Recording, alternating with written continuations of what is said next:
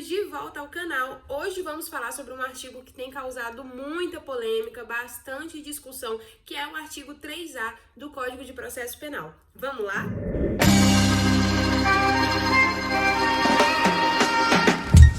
Bom, pessoal, para quem ainda não me conhece, meu nome é Sara Rocha, eu sou advogada criminalista, professora de Direito Penal, e hoje a gente vai falar sobre esse artigo que é mega polêmico. É um artigo que foi introduzido pelo pacote anticrime e eu tô no meio da mudança, gente. Eu fiquei muito triste porque quando eu fui editar e subir o vídeo de segunda-feira, eu olhei o cenário e falei, ai meu Deus, agora que o cenário tava lindo, aí lá vou eu fazer o quê? Mudança de novo. Mas é aquela coisa, o que não mata a gente fortalece, né? E se Deus quiser, eu vou ter cenários ainda mais lindos nessa casa nova, se Deus quiser. Só que vai demorar um tempo, né? Sempre que a gente muda, né? Demora um tempo até a gente deixar a casa com a nossa cara, o nosso jeito de novo. E é por isso que vocês têm que curtir, comentar, compartilhar com seus amigos de turma pra eu conseguir comprar a minha casa e não ter mais que ficar mudando de 2 em 2 anos. Pelo amor de Deus, não aguento mais isso. Então, gente, sem mais enrolações, vocês sabem que eu não gosto de enrolar. Vou ler o artigo aqui, vou pontuar os pontos polêmicos do artigo e depois explicar tudo pra vocês. E vocês são importantes, viu? Que eu tô cheia de prazo, cheia de audiência, não tô parando de trabalhar, tô fazendo mudança, mas eu falei, não vou mais deixar o povo do YouTube sem vídeo, viu? Essa é a meta. Bora lá. O artigo 3A do Código de Processo Penal foi incluído pela Lei 13.964 de 2019, a famosa pacote anticrime, né? E o artigo 3A, ele fala o quê? O processo penal terá estrutura acusatória, vedada a iniciativa do juiz na fase de investigação e a substituição da atuação probatória do órgão de acusação. Então, a gente tem 3 pontos muito importantes nesse artigo para falar. A gente tem que entender o que é a estrutura acusatória, a gente tem que entender o que é essa vedação às iniciativas do juiz na fase de investigação e entender o que é essa substituição da atuação probatória do órgão de acusação. Mas antes de falar sobre tudo isso, a gente precisa falar que essa lei, no momento, ela perdeu a eficácia. O Supremo Tribunal Federal suspendeu a eficácia dessa lei através de uma liminar ali que foi proferida, que foi concedida pelo ministro Luiz Fux. Então, para a gente explicar o que é esse artigo, a gente tem que começar entendendo o que é essa estrutura acusatória. Para a gente entender o que é a estrutura acusatória, quando a gente vai falar, gente, de Código Penal, a gente consegue ser mais objetivo e trazer um conteúdo mais preto no branco. Entretanto, quando a gente envolve processo no meio, aí a gente tem que entrar numa teoria, tem que trazer várias histórias para que você consiga entender o conteúdo. Então, os vídeos de processo penal geralmente são mais longos, né? E você precisa entender, para entender o que é essa estrutura acusatória que o artigo 3A fala, a gente precisa entender os sistemas processuais penais. E nós temos 3, o acusatório, o inquisitório e o misto. Eu vou falar brevemente o que é cada um desses sistemas. Esses sistemas, esses sistemas processuais, né, eles foram desenvolvidos ao longo da história. Conforme o direito penal ia avançando, ia se modernizando, esses sistemas foram sendo criados. Quando a gente fala de um sistema processual acusatório, esse é o sistema que está mais ligado à nossa Constituição Federal, a uma democracia de fato. Então, quando a gente está falando desse sistema, a gente está falando de um sistema constitucional democrático, né? Onde existe realmente uma clara distinção da função de cada parte nesse processo. Eu sou julgador, eu sou acusador e eu sou acusado. E cada um fazendo a sua função ali dentro em busca de desenvolver, de alcançar a verdade real dos fatos e desenvolver o melhor processo possível. E aí a gente tem o sistema processual inquisitório. No sistema processual inquisitório, que foi desenvolvido ali ele foi desenvolvido na Idade Média, ali na época, né, conhecida como Idade das Trevas, e aí a gente tem... Eu sou completamente contra tudo que foi desenvolvido nessa época, né? Mas se não tivesse sido desenvolvido naquela época, a gente não teria os desenvolvimentos que a gente tem hoje. Mas calma que vocês vão entender por que eu tô já criticando esse sistema inquisitório, tá? Esse sistema ele foi feito para atender principalmente os interesses da igreja que dominavam ali a sociedade europeia na época. Então eu preciso falar porque eu sou contra, gente? É como sempre, né, o patriarcado contra a democracia. E aí... Para finalizar, a gente tem um sistema processual misto, que foi desenvolvido ali já na época das revoluções que ocorreram na Europa, que foram revoluções muito importantes para o desenvolvimento do direito num todo, né? Mas muito principalmente o direito penal, os direitos humanos, os direitos fundamentais, tudo isso foi desenvolvido graças aí ao iluminismo, também teve a queda da Bastilha, mas o iluminismo foi muito importante por causa dos valores que eles levantavam, né, de igualdade e fraternidade, liberdade, igualdade e fraternidade. Então, esses valores ajudaram muito no desenvolvimento do direito penal, do direito que a gente conhece hoje, né, porque a partir daí a gente teve César e Beccaria, que ajudou na contribuição da criminologia, desenvolvimento e estudos da criminologia. Então, a gente tem esse sistema processual misto, que ele é um sistema que... Por que ele é misto? Porque ele mistura o inquisitório com o acusatório. E aí, na fase pré-processual, que é ali aquela fase de inquérito do processo, a gente teria um processo inquisitório. E quando a gente tem a fase processual, a gente teria a aplicação do sistema processual acusatório. Bom, e aí, gente, qual que é o sistema acusatório brasileiro, né? Inicialmente, a gente entendia que era aplicado no Brasil o sistema misto. Porém, o Aury Lopes Júnior, né, que é um doutrinador aí, o doutrinador que eu mais gosto na área de processo penal, ele já afirma que, na verdade, o Brasil aplica um sistema processual essencialmente inquisitório. E aí, a gente tá aplicando, né, gente, lá as leis da época da Idade Média. Até hoje a gente aplica leis, valores e princípios que foram gerados na Idade Média. E por que eu tô falando de tudo isso, meu Deus? Para você conseguir entender o que esse artigo quer trazer pra gente. Esse artigo, ele quer tirar o Brasil de um sistema inquisitório e trazer um sistema acusatório. Sério, o que é esse bendito desse sistema acusatório que até agora eu não consigo entender? É igual a gente vê lá em Suits, nas séries, nos filmes. Lá nos Estados Unidos já é aplicado o sistema acusatório. Então, quando a gente vê o juiz aqui em cima e o promotor e o advogado lá embaixo, cada um fazendo os seus requerimentos e o juiz apenas no papel de julgar e não produzir provas nem nada, isso aí a gente tenta garantir uma imparcialidade do juiz. Então, quando a gente vê aquele tipo de sistema, aquilo ali é um sistema acusatório. E aqui no Brasil, como é que a gente vê? É igual a gente assiste lá na série? Não é igual, porque quando a gente chega para fazer uma audiência, primeiro que o promotor tá do lado do juiz, né? Então parece que os dois estão trabalhando juntos e você que é a defesa, você já entrou ali, ó, no 1-0, você já entrou perdendo. Entende? Então, quando a gente que é defesa entra, a gente não se sente igual ao promotor, no mesmo papel do promotor, um acusado, outro acusador, e o juiz no papel de julgador. A gente sente realmente que o juiz e o promotor atuam em conjunto entre eles e nós estamos sozinhos perdendo essa batalha, a gente já entra perdendo contra eles. Então, quando a gente tem aqui um artigo que fala para a gente tentar aplicar essa estrutura acusatória, a gente está tentando garantir a posição de igualdade entre o acusador e o acusado e colocar o juiz no papel de julgador apenas. Então, em um sistema acusatório, o juiz ele vai atuar como um árbitro, como uma pessoa imparcial. Eu tô aqui, tô vendo tudo que vocês estão trazendo de provas e a partir do que vocês trouxerem de provas, eu vou analisar e julgar da melhor forma, da forma mais imparcial possível. Então, quando a gente está falando do sistema acusatório, a gente tem a defesa, o acusado e o acusador no papel de produção de provas e não o juiz. E isso se opõe claramente ao sistema inquisitório, que é o que eu falei pra vocês, que é o que a gente aplica hoje no nosso país. Então, ali, o juiz, ele tem no sistema inquisitório, o juiz, ele tem um papel muito mais ativo, tanto na investigação, como também na coleta de provas, né? Então, o juiz, ele comanda o processo, né? E seria diferente se fosse o sistema acusatório. No sistema acusatório, depende do advogado e do Ministério Público, do promotor, de gerarem as provas. O juiz não vai poder, de ofício, fazer nada, produzir nenhuma prova. É tudo trazido pela defesa e pela acusação. Agora vamos para o segundo.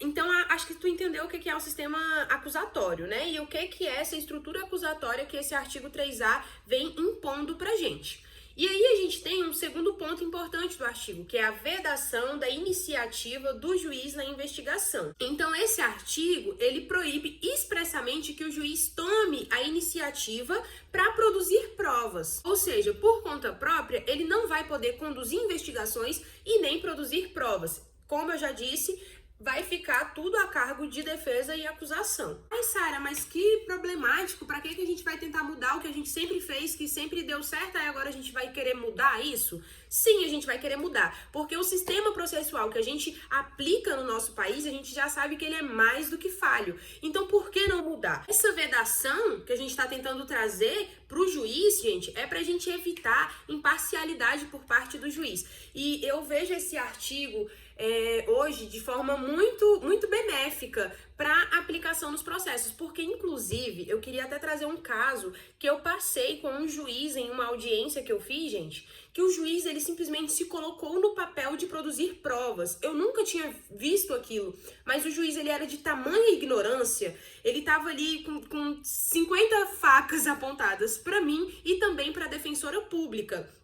E com isso, assim, a gente a gente ficou desarmado, a gente não tinha nem como falar com ele. Então, a gente simplesmente deixou ele fazer o que ele queria e ele ficou ali interrogando muito o réu e todas as testemunhas, os policiais, o condutor do flagrante. Ele ficou interrogando por muito tempo. Ele não fez uma pergunta pontual ou uma segunda pergunta. Gente, ele ficou muito tempo interrogando todas as testemunhas, ficou dificultando realmente o processo e estava tão claro que esse juiz não era imparcial, sabe? Então, eu realmente acredito numa melhoria do sistema processual se a gente dar mais autonomia para os advogados e para a promotoria realizarem as produções de provas necessárias e o juiz realmente ficar ali num papel de julgador, que é a função dele, é julgar e não produzir provas ou conduzir uma investigação ou fazer um interrogatório de um réu.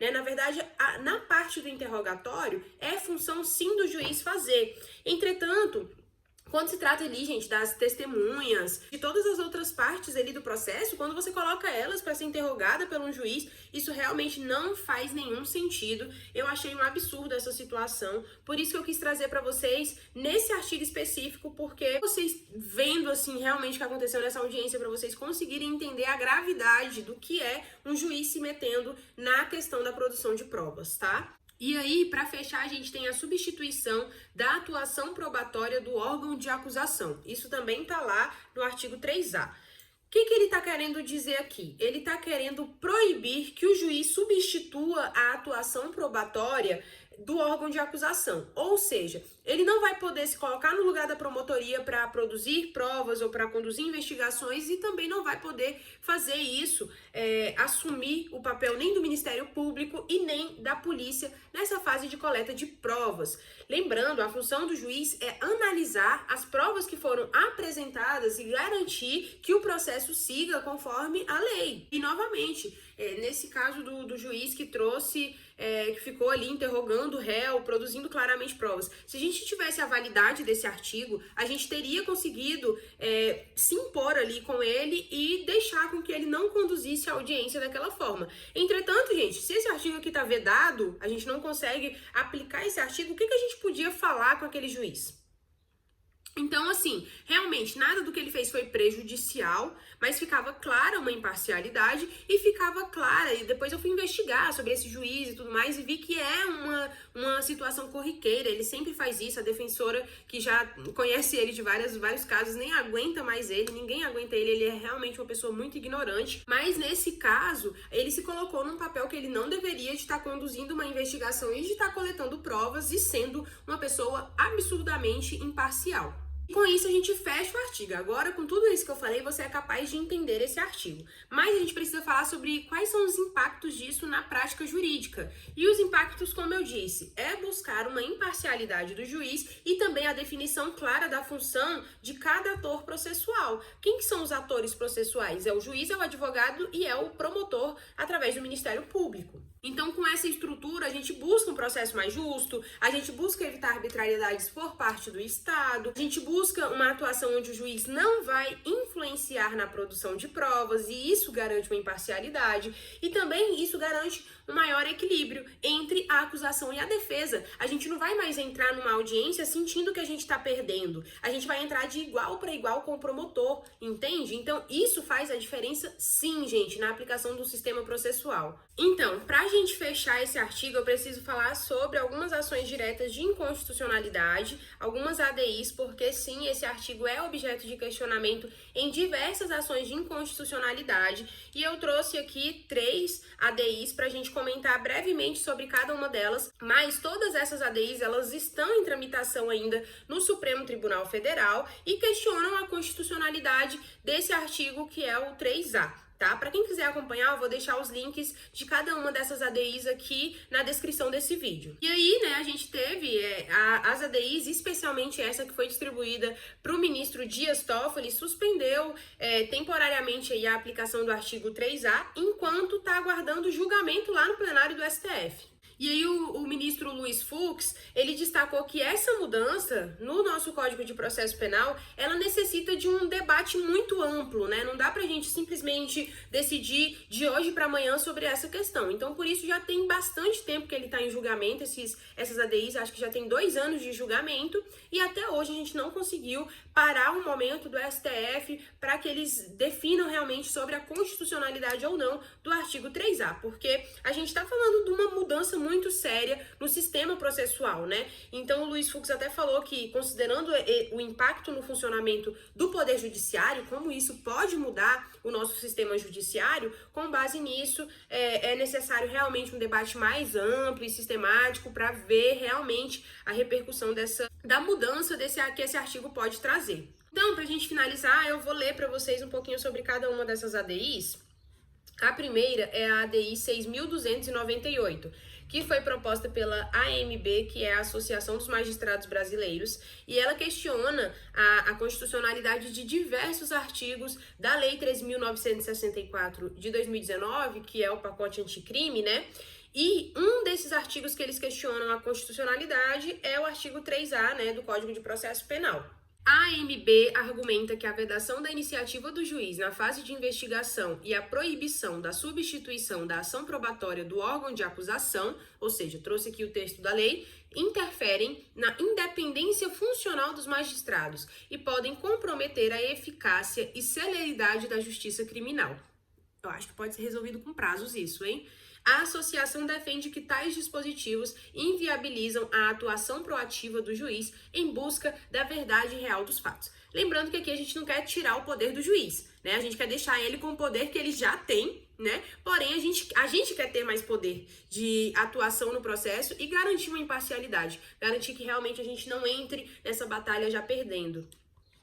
A segunda ADI é a 6.300, proposta pelo CONAMP, que é a Associação Nacional dos Membros do Ministério Público, e ela contesta diretamente o artigo 3A do Código de Processo Penal.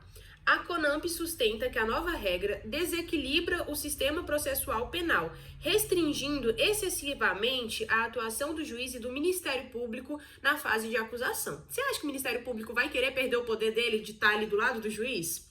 A entidade alega que a vedação imposta pelo artigo compromete a efetividade da persecução penal e pode prejudicar a coleta de provas essenciais para a formação da convicção judicial. Gente, é lógico que se a gente tiver a aplicação desse artigo, tanto a defesa quanto o Ministério Público vão ter que trabalhar o dobro, vão ter que trabalhar muito mais, né? Produzindo provas, coletando evidências, conduzindo investigações.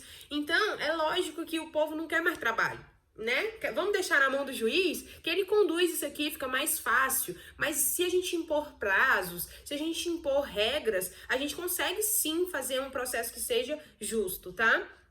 A ADI 6.305 foi proposta pelo PSOL, que é o Partido Socialismo e Liberdade.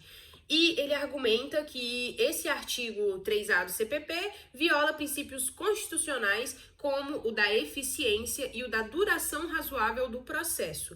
O partido sustenta que a limitação da atuação do juiz na fase de investigação pode levar a uma maior morosidade processual e dificultar a obtenção de provas em tempo hábil. Eu até concordo um pouco com isso.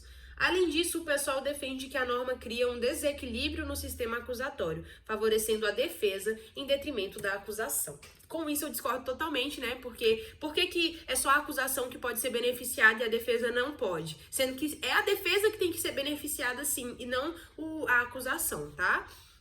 Então, gente, isso aqui são resumos, mas você pode ir acompanhando aí, vai estar tudo na descrição do vídeo. É esse o vídeo de hoje, eu espero que você tenha gostado e espero que eu tenha ajudado você a entender esse artigo 3A do Código de Processo Penal, porque tem bastante discussão em volta desse artigo, né?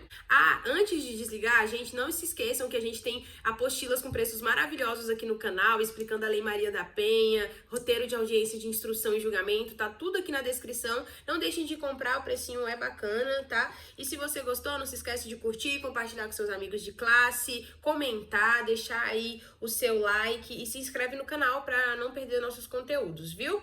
Se você tiver alguma dúvida, deixa aqui no canal ou pode entrar em contato comigo através das nossas redes sociais, que estão todas aqui na descrição. Um beijo e até o próximo vídeo. Tchau, tchau!